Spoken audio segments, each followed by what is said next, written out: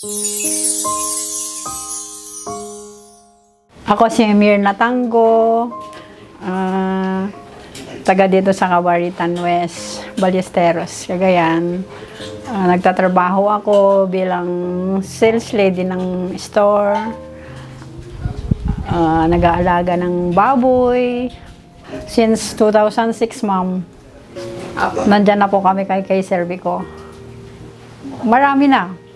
Mula sa motor, 2 steel bed, 1 refrigerator na malaki, 3 freezer. Nakakaano ang isipin kung paano ako nakautang ng gano'n. Gano'n lang naman trabaho namin.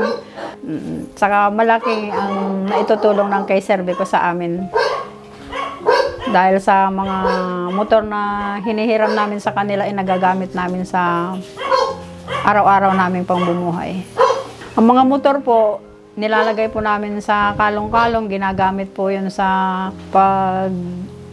pag-i-scrap ng manugang ko, tapos ginagamit sa bukid, at higit lalo ginagamit na asawa ko sa ng baboy.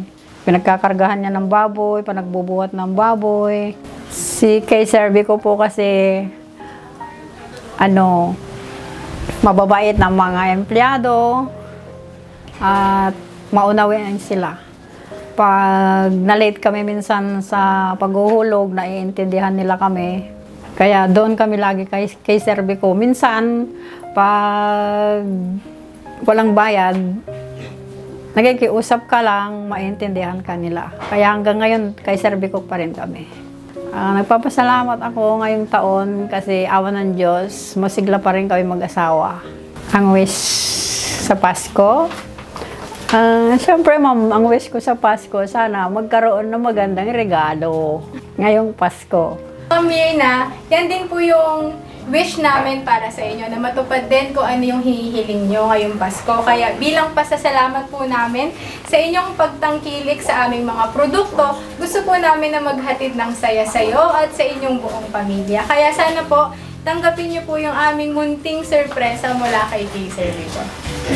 Merry Christmas, ma'am! Maraming salamat po! Wow!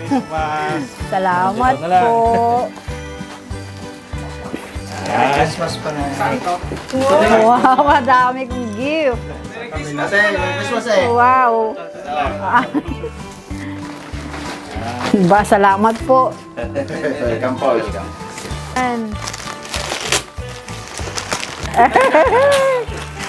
Wow! Napaaga ang gift sa Pasko.